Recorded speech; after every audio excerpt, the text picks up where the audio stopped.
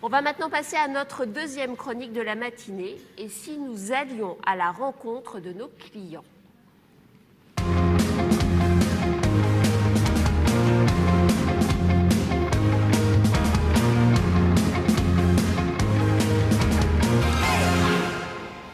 Deuxième chronique, deuxième chroniqueur. J'appelle à présent Alain Vivien, président de l'Union départementale des offices de tourisme et directeur d'Arcachon Expansion. Il va venir nous rejoindre tout de suite.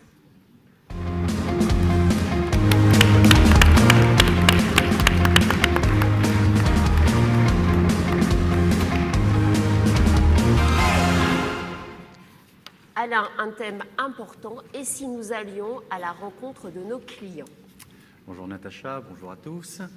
Oui, un thème intéressant et important pour ces rencontres. Vous savez, la façon dont est accueilli un touriste sur la totalité de son parcours revêt une importance particulière parce que l'enjeu, c'est la fidélisation sur ces clientèles nationales et internationales.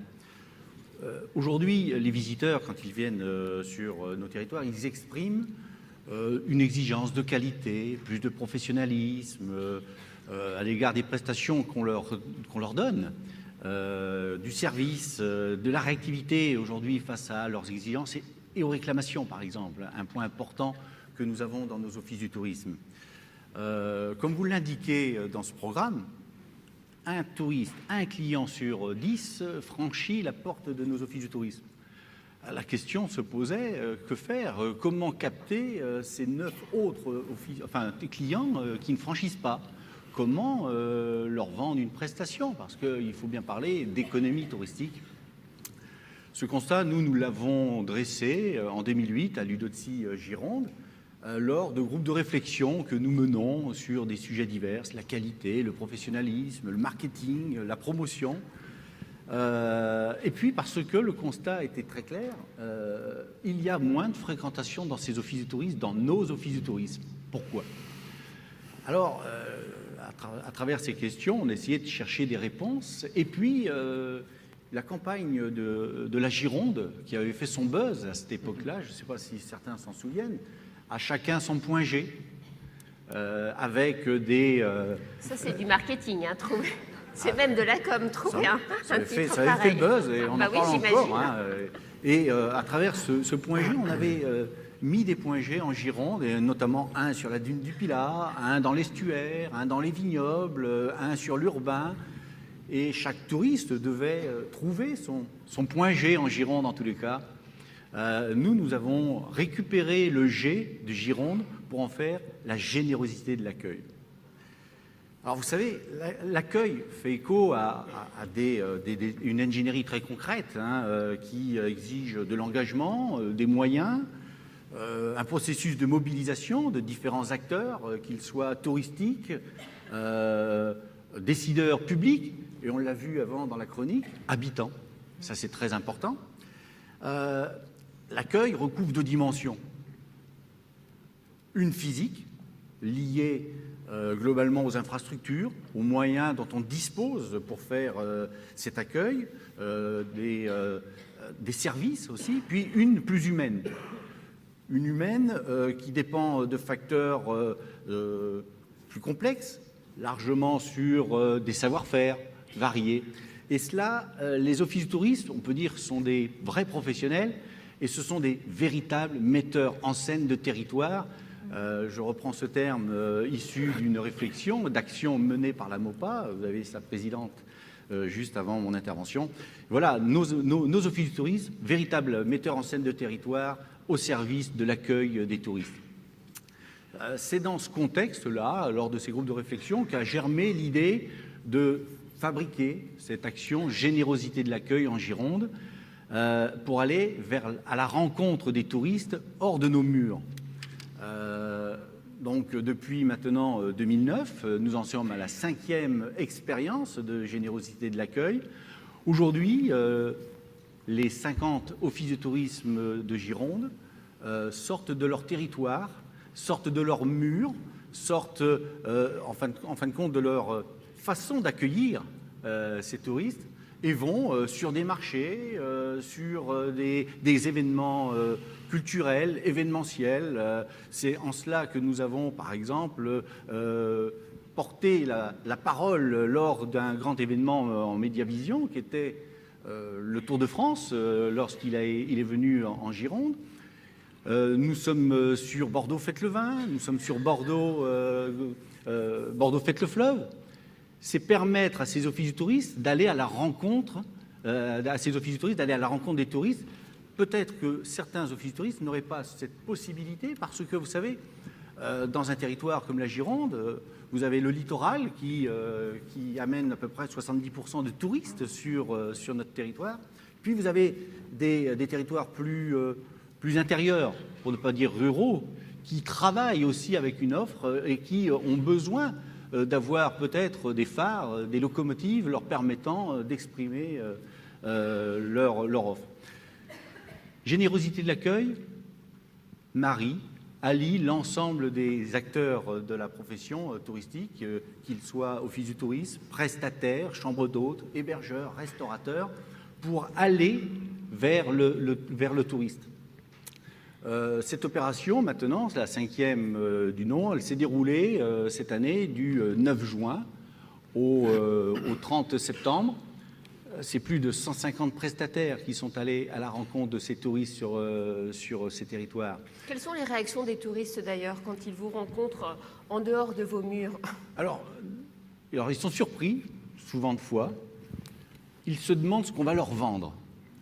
Alors c'est là où le rôle de la professionnalisation est important. Savoir aborder le client autrement qu'à travers un comptoir. Ça, c'est aussi important. Et c'est de savoir leur dire ce qu'ils veulent entendre. Alors aujourd'hui, je pense que les exemples qui sont mis en place par l'ensemble des offices du tourisme pour aller à cette rencontre permet justement de briser la barrière que peut former un comptoir quand on arrive dans une structure d'office du tourisme. J'ai des exemples qui sont très significatifs. Certains offices touristes sont allés à la plage, dans l'eau, sur des pédalos. C'est vraiment... Et là, on brise la glace, on permet le contact. Aujourd'hui, je pense que c'est devenu une action pérenne sur notre territoire, attendue en tous les cas par l'ensemble des prestataires qui concourent au succès de cette opération. La preuve, c'est que sur les premières années, nous étions exclusivement sur quelques week-ends. Et puis au fil du temps, au fil de l'eau, vous voyez, maintenant c'est 3 mois. Et pour certains offices du tourisme, c'est tout au long de l'année. Ça a permis aussi, un autre avantage, c'est de créer du lien. Créer du lien entre... Je parlais tout à l'heure de metteurs en scène de territoire. Alors, on pense tous que, je suis persuadé qu'on fait bien notre boulot, notre job, mais souvent de fois, on est rattrapé à la fois par le temps, par la dimension économique, financière, qui nous oblige ou qui nous fait ne pas faire ce qu'on devrait faire. Là, avec cette opération, on permet à l'ensemble des acteurs d'un territoire de se fédérer autour de ce qu'est l'accueil, comment on voit l'accueil. Et le partage d'expérience a été vraiment important entre nous. Alors, puisque vous parlez de partage d'expérience, j'aimerais qu'on parle d'un exemple très concret, d'un accueil assez atypique que j'ai pu tester moi-même. Donc, je sais à quel point c'est un moment de vie assez exceptionnel, c'est le pescatourisme. Alors, voilà, le pescatourisme est une forme d'accueil vraiment atypique, innovant, je dirais, sur notre territoire. Peut-être faut-il rappeler de quoi il s'agit. Alors, le pescatourisme sur le bassin, c'est une activité qui a vu le jour il y a 3 ans maintenant. Elle consiste à suivre un pêcheur ou un ostréiculteur toute la journée dans son métier. Alors, on en revient toujours à la même notion. Les gens ont envie de vivre la vie des vrais gens. Donc quand on vient sur le bassin d'Arcachon, on sait qu'ici sont produites des huîtres formidables et on a envie d'aller à la rencontre de ceux qui les produisent pour découvrir leur métier. Voilà. Alors on a affaire souvent de fois, la plupart du temps, à des passionnés. Alors des passionnés qui racontent leur métier à des gens passionnés, parce qu'il faut être passionné pour suivre le pescatourisme. Il faut se lever souvent de fois très tôt, à la marée, comme on dit chez nous, et puis suivre pendant le temps de cette marée le rythme imposé par le professionnel qui va vous faire découvrir tout au long de sa journée les richesses de notre bassin, les richesses de son métier, vous expliquer exactement comment lui, il voit et il accueille sur ce territoire ce touriste. Isabelle. Alors, oui, effectivement. Pour la promotion de cet accueil atypique, hein, comme l'a décrit Alain, le CIBA a réalisé en 2013 une vidéo promotionnelle, Place à l'image. No downside to aiming high. Je m'appelle David Lamorousse, je suis patron pêcheur depuis 1990. To aiming down. Je m'appelle Eric Dogès, je suis ostréiculteur à Arès. Without a crowd. Yeah, up and down we go. Alors le principe du pescatourisme, c'est d'amener des gens qui ne connaissent pas du tout ce milieu pour leur montrer justement notre façon de travailler et nos techniques de pêche et pour bien faire connaître aux gens ce métier-là parce qu'il est souvent dévalorisé. There's downtime to go. Ah, c'est pas un métier de macho, on met des gants de vaisselle, on fait de la couture. There's no upset to getting by. Quand la personne arrive, qui voit tout le cheminement qu'il faut pour arriver à une huître consommable, qui se passe 3 ans de la production à la consommation, c'est vrai que là, ils comprennent mieux vraiment la valeur du produit, quoi. Up and down we go. High and low we go. Le fait d'amener des personnes avec nous directement quand on fait nos marées, ça leur permet de voir qu'on ne détruit pas tout, qu'on pêche vraiment en sélectionnant nos poissons. Tu veux toujours des huîtres, Mathieu? Wake up. Ils repartent avec vraiment une autre idée de l'ostréiculture et du bassin en général. Le bassin d'Arcachon n'est pas qu'un site touristique, et c'est un site de vie, il y a de la pêche, il y a de l'ostréiculture, et sans ça, le bassin d'Arcachon, il ne serait rien, quoi. High and low we go. Up and down. On s'est régalé et on va se régaler. High and low we go. On peut applaudir. Alors, cette vidéo promotionnelle a pu être réalisée grâce au financement du pays Bassin d'Arcachon-Val-de-Lair et je tenais à les remercier. Lorsque l'opération a été lancée, je me souviens qu'Isabelle me l'avait proposé pour un reportage pour Télématin. Au début, j'étais un peu sceptique. Et puis finalement, ça a peut-être fait partie des plus beaux reportages que j'ai pu faire sur la nature et l'environnement pour l'émission matinale de France 2. Et j'en garde un souvenir exceptionnel où on va à la rencontre d'un professionnel qui, quelque part, perd un peu de son temps en accompagnant. Alors moi, je n'étais pas touriste, j'étais journaliste, mais c'est encore pire. Il perd encore plus de temps parce qu'on lui demande de faire des choses un peu spécifiques. Et puis, très rapidement, s'instaure une relation assez forte avec le professionnel qui, finalement, est ravi, certes, de perdre un peu de son temps, mais de faire partager son métier, son savoir, sa passion. Et je peux vous assurer qu'après, lorsqu'on déguste des huîtres, eh bien, on les déguste autrement parce qu'on a finalement parfaitement conscience de l'ensemble du cheminement nécessaire pour avoir ces jolies huîtres dans son assiette. Et je crois que c'est ce que ressentent tous les touristes qui partagent cette expérience. Donc c'est une très très belle initiative. C'est aussi une façon de passer aujourd'hui des vacances instructives. Exactement. Aujourd'hui, le touriste ne veut plus bronzer, il veut bronzer malin, comme on dit. Et donc je crois qu'aujourd'hui, la façon dont on lui donne l'information est importante. Le jingle annonçait notre nouvelle invitée. Je vous laisse, Alain, nous présenter notre nouvelle invitée. Alors, pour ceux qui ne le connaîtraient pas, Olivier Lépine est le directeur général de Biarritz Tourisme, mais il est aussi, et je vais essayer de raccourcir tous ses titres, il est aussi administrateur d'Atout France, secrétaire général, et aussi hôtelier. Donc, l'accueil, il connaît. Allez, jingle.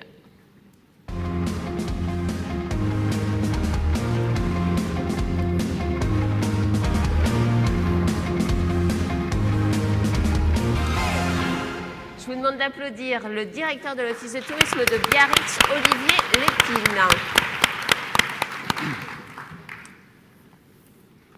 Olivier, en principe, on se tutoie pas quand on est sur un plateau, mais nous, on se connaît depuis tellement longtemps. Non, j'ai donné la consigne hier soir, mais en fait, ils m'écoutent pas, ils se tutoient Voilà. tous. Forcément, ils se connaissent tous. Ça fait rien. Donc, le thème étant l'accueil, la réflexion que je voudrais introduire et te permettra de rebondir, c'est avec 83 millions de touristes de passage, la France reste la première destination touristique du monde et constitue un secteur économique clé de notre économie. Alors quand on dit cela, on pourrait se féliciter, on pourrait se dire que c'est très bien, mais ce que l'on oublie souvent de fois, c'est que ces 83 millions de touristes de passage ne génèrent que 50 milliards de chiffre d'affaires. Et nous placent seulement au 3e rang, derrière les États-Unis, mais ça, bon, on ne peut pas rivaliser avec eux, mais derrière l'Espagne, qui, avec seulement 60 millions de visiteurs, génère 60 milliards de chiffre d'affaires. Alors, selon plusieurs enquêtes et rapports, si la France est moins attractive, à quoi cela est-il dû?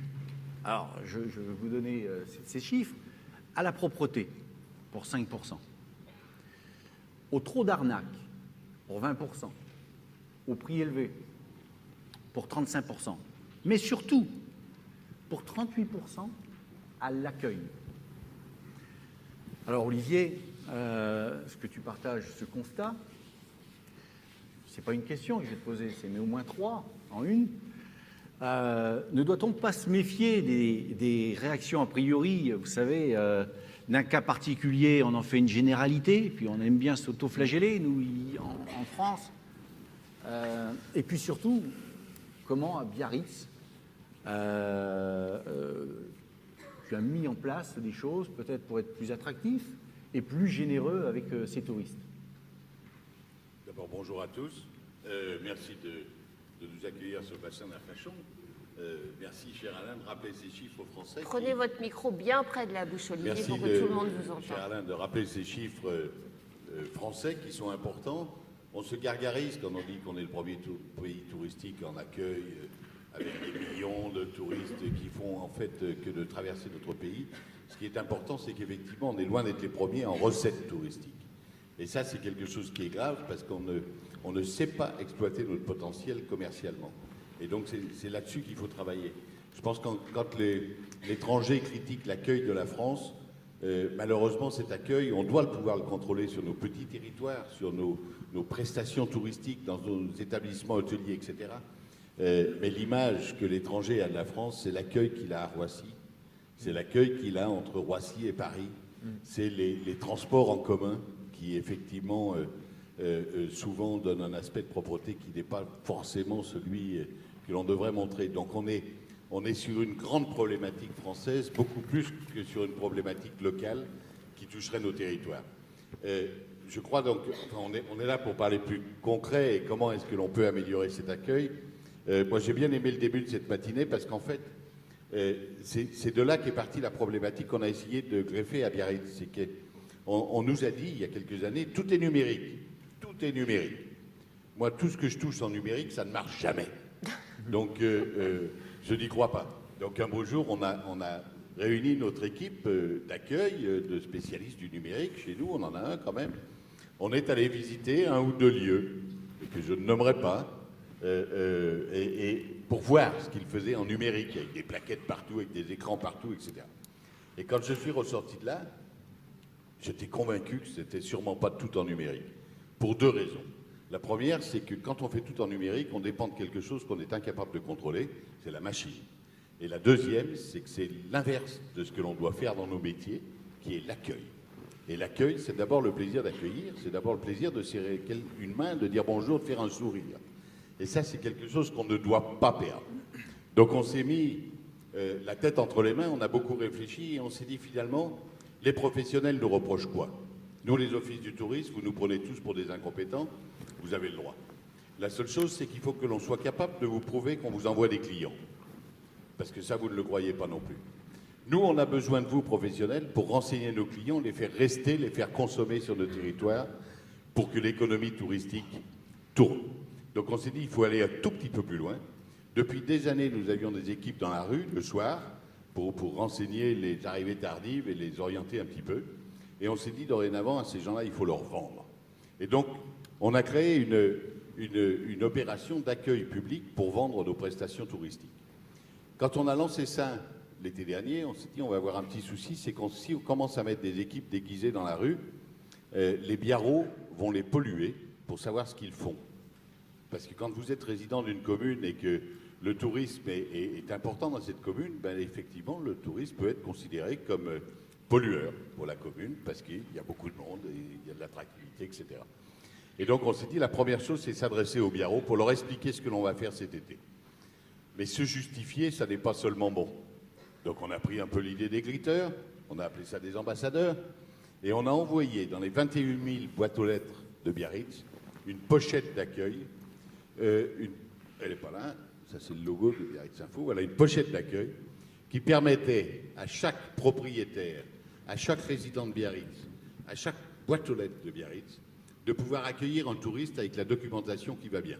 Alors Olivier, expliquez-nous ce qu'il y a dans cette pochette d'accueil pour qu'on se rende bien compte du package. Voilà, la documentation qui va bien, c'est très simple, c'est simplement un plan, un guide touristique avec toutes les prestations touristiques qui sont accessibles à Biarritz, etc. Les indications sur les restaurants, sur les boîtes de nuit, sur les discos, sur tout ce que l'on peut faire à Biarritz. Et en plus de ça, on a mobilisé tous ceux qui le voulaient bien autour d'une réunion pour les sensibiliser et pour leur expliquer que notre accueil dans la rue, il ne fallait pas aller les polluer, il fallait simplement aller les aider. Et donc, on a lancé ça. On a lancé ça le 15 juin. On a lancé des équipes habillées de manière un petit peu voyante, avec des produits totalement locaux, pour porter des images de sociétés locales. On a acheté des scooters, on a équipé ces scooters d'une mallette à l'arrière, et dans cette mallette, vous avez un iPad qui, bien sûr, référence tout ce dont parlait tout à l'heure le contenu de Sirtaki, le contenu d'un site mobile macotpass.com qui vous renseigne de Anglette à Hendaye, donc toutes les communes touristiques, et d'un TPE de carte bleue. Ce qui veut dire qu'un client qui vient se renseigner dans la rue, il vous demande l'heure d'un spectacle ce soir, on ne va pas lui dire le spectacle est à 21h dans telle salle, on va lui vendre le ticket. À partir du moment où il a le ticket dans la main, il va aller au spectacle. Même chose pour les musées, même chose pour les hôtels. La première réservation que l'on a fait, on a lancé l'équipe dans la rue le 15 juin. Le 17 juin, on vendait 4 nuits d'hôtel pour 2 couples dans un hôtel payé dans la rue. 2420 €. Payé dans la rue avec une carte bleue. À partir de là, on se dit qu'il y a un vrai métier qui doit se développer et qui doit être une véritable fonction d'accueil.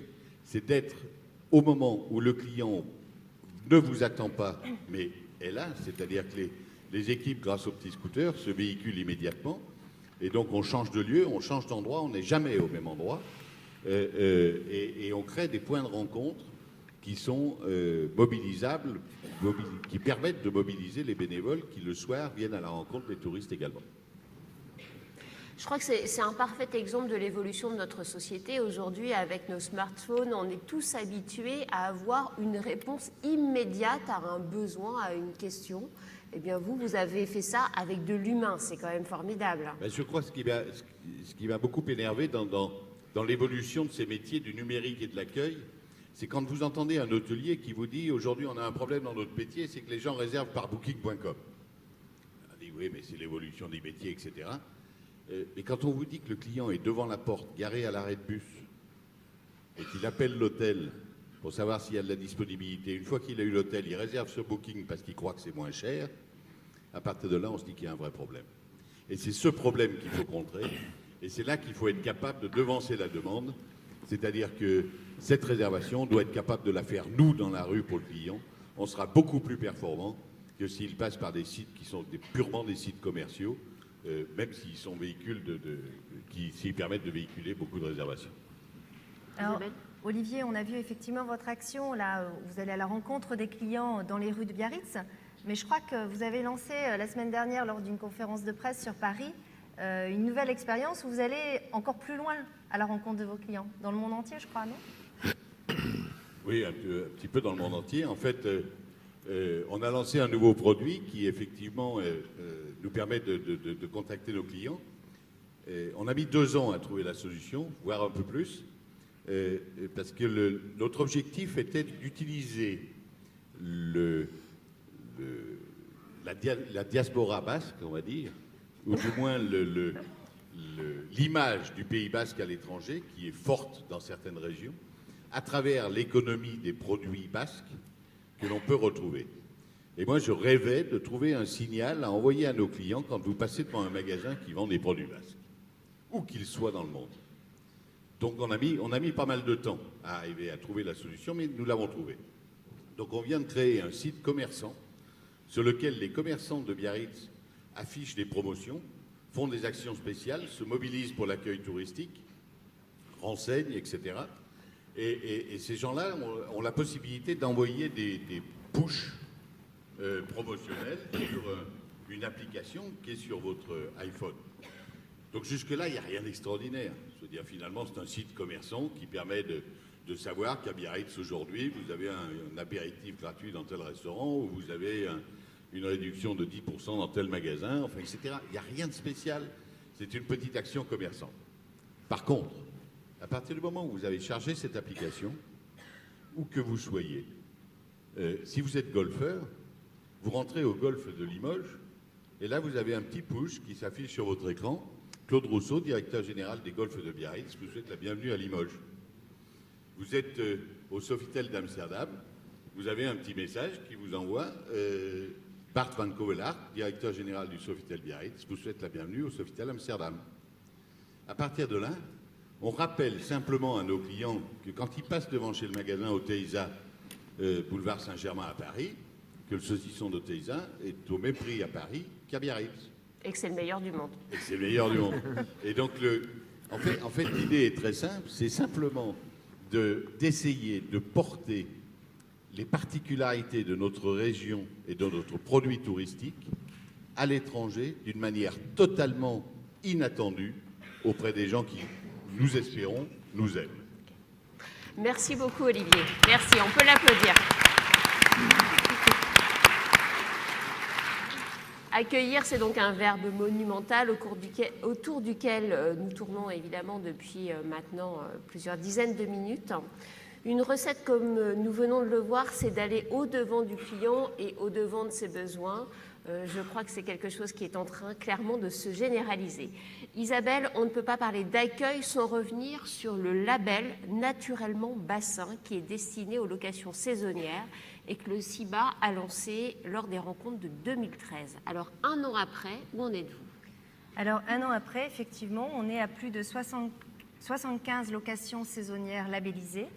Est-ce que vous pouvez peut-être nous rappeler le principe de ce label Naturellement Bassin? Oui, alors le plus simple, c'est peut-être de revenir à la vidéo de promotion du label et ensuite on reviendra plus en détail sur ce label. Place à l'image.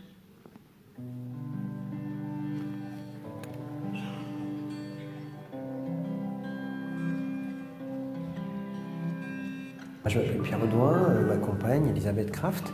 Voilà, ici vous êtes aux Cabanes aux Oiseaux, donc en fait chez nous. Nous sommes à Andernos et en fait nous proposons ici donc 3 cabanes tout en bois. Ce sont des maisons qui ont été fabriquées par des artisans locaux. On essaye, si vous voulez, d'accueillir au mieux les gens qui viennent en vacances chez nous.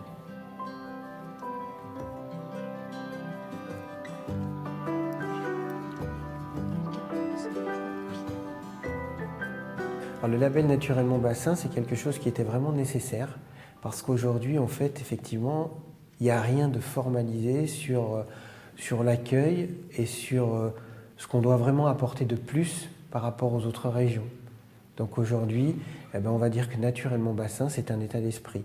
C'est une façon d'accueillir les gens, c'est une façon de leur donner envie de rester chez nous et c'est une façon de leur donner envie de revenir.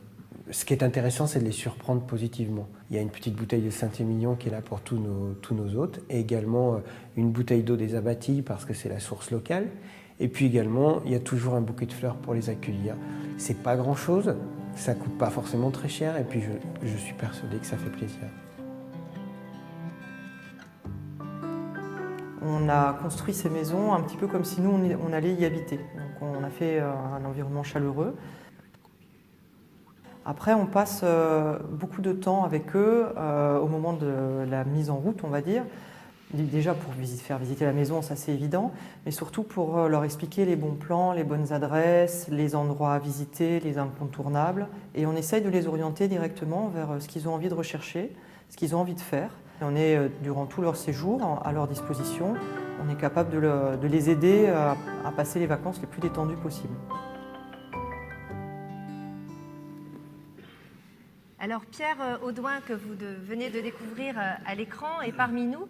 Donc j'aimerais qu'on lui fasse passer un micro, s'il vous plaît, pour qu'il puisse nous dire, justement, 1 an après, Pierre, quelle analyse fais-tu de ce label ? Effectivement, donc c'était une année de rodage, mais c'était une année de rodage efficace. On s'est mis la pression pour respecter ce label, c'est-à-dire cet état d'esprit, cette manière de renseigner les gens. On a parlé tout à l'heure de Gritter, on est complètement dans cet état d'esprit, même si on n'est pas forcément des bénévoles, mais enfin notre mission est de renseigner au mieux et de donner tous les bons plans locaux, surtout d'écouter, de bien comprendre, d'avoir énormément d'empathie par rapport à nos hôtes. Et donc ça a été quelque chose de primordial pour nous. On a défendu le naturellement bassin auprès de toutes les personnes. On a eu un taux de remplissage pour nous qui a été important. On a eu une augmentation de trafic sur notre site internet. Je pense que c'est en partie grâce au naturellement bassin. Mais par contre, effectivement, on est vraiment de plus en plus dans cet état d'esprit d'accueillir les gens, de leur donner envie de revenir. Et ça, c'est quelque chose qui nous ressemble. Alors, naturellement bassin, bien sûr, c'est assez subjectif. C'est une qualité d'hébergement, mais c'est surtout une qualité humaine d'écoute, une qualité d'accueil, de conseil. On parlait tout à l'heure également du J'ai envie d'eux. Nous aussi, on est les J'ai envie d'eux locaux et directement en contact avec les personnes. Donc, comme disait Elisabeth tout à l'heure, on est à leur disposition tout au long de la semaine pour les écouter et les guider vers ce qu'ils ont envie réellement de faire, parce que tous nos touristes n'ont pas envie de faire toutes les activités. Donc c'est un petit peu, je me rappelle très bien de ce slogan du Club Med qui me plaît beaucoup, c'est qu'il y a une dizaine d'années, c'était « je fais ou pas », c'est-à-dire, voilà, effectivement, donc les gens ont envie de savoir que ça existe, mais ils peuvent aussi ne pas le faire. Donc voilà, donc on continue, pour nous c'est très important, on va continuer à défendre ce label, j'espère qu'un jour on pourra communiquer de plus en plus dessus. Je pense qu'on parlait également d'accueil pour les étrangers. Aujourd'hui, on a une opportunité terrible en fait sur le bassin, c'est d'avoir un nouveau hub low cost à Bordeaux qui s'appelle Billy, qui nous amène beaucoup de clientèle étrangère, notamment nous on a beaucoup de Suisses, d'Anglais et d'Allemands. C'est une grande facilité pour nous, je pense que c'est une opportunité dont on doit profiter. Et à ce moment-là, le naturellement bassin vient comme un label en plus et comme une garantie pour ces personnes étrangères de trouver chez nous sur le bassin d'Arcachon un accueil exceptionnel. Et on est en compétition avec les autres de région, je le répète comme l'an passé. Aujourd'hui, il faut qu'on devienne les meilleurs parce que forcément, il faut qu'on attire de plus en plus de monde et surtout qu'ils reviennent. Merci Pierre. Alors effectivement, on peut l'applaudir effectivement. Alors, effectivement, Pierre l'a précisé, c'est une année de rodage. L'objectif pour nous, c'est d'aller beaucoup plus loin. Maintenant qu'on commence un petit peu à voir ce qu'on attend de ce label, plusieurs professionnels nous demandent de l'étendre à d'autres secteurs d'activité. Donc là, on va réfléchir avec les offices de tourisme, puisqu'il faut rappeler quand même que ce label a été mis en place en étroit partenariat avec les offices de tourisme, suite à un besoin vraiment qu'ils ressentaient sur leurs communes respectives. Donc on va travailler cette année sur d'autres secteurs d'activité, puisque le sens de l'accueil, ce n'est pas uniquement en location saisonnière. Je crois qu'il faut qu'on entreprenne aussi une démarche avec le Club des hôteliers, avec l'association des campings, et qu'on lui donne un autre souffle et qu'on étende ce label sur le bassin. Mais on sait qu'un label, il lui faut du temps. On ne peut pas demander à un label d'avoir tout fait en un an. Donc on a besoin maintenant de la mobilisation de tous les professionnels pour développer ce label. Je me tourne vers notre fil rouge de la matinée, Didier Janot. Quel est votre regard sur cette deuxième chronique et si nous allions à la rencontre de nos clients ? Alors, Natacha, j'ai pris quelques notes, effectivement. Je reviendrai d'abord sur le propos liminaire d'Alain Vivien sur l'accueil. Il a tout à fait raison de dire que l'accueil ne peut pas se limiter à un accueil physique dès que le touriste arrive sur le territoire ou bien lorsqu'il pousse la porte de l'Office de tourisme. L'accueil, il faut le comprendre, je pense, comme un processus long. Avant le séjour, pendant le séjour, après le séjour. Avant le séjour parce que le touriste, il est en pleine préparation effectivement de son voyage, il est sur Internet et effectivement là, dès cet instant, on est déjà dans l'accueil. Ensuite, lorsqu'il est sur le territoire, il est en mobilité, il est dans une attente permanente d'une information instantanée. Donc on doit pouvoir répondre effectivement à cette attente. Et enfin, après, lorsqu'il rentre chez lui, il est aussi sur la toile, il est sur les réseaux sociaux, il partage ses émotions et là aussi, on doit être dans l'accueil.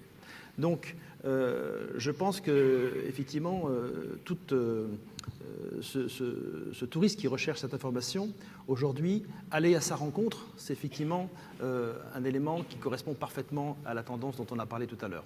Très important de renouer le contact avec lui. Très important aussi de le surprendre, de l'étonner. Vous l'avez dit tout à l'heure. Je crois aussi que dans cette configuration, les nouvelles technologies dont parlait effectivement Olivier doivent être au service de l'humain et pas l'inverse. Et par rapport à tout ça, je crois aussi que sur le bassin d'Arcachon, vous avez bien évidemment ce label, mais vous avez aussi l'Esprit Bassin. L'Esprit Bassin qui est effectivement ce collectif de professionnels qui a mis la qualité d'accueil, je dirais, au centre de toutes leurs réflexions et garantissent aujourd'hui à l'ensemble de leurs visiteurs de passer sur le bassin de vraies vacances. Et ça, c'est important.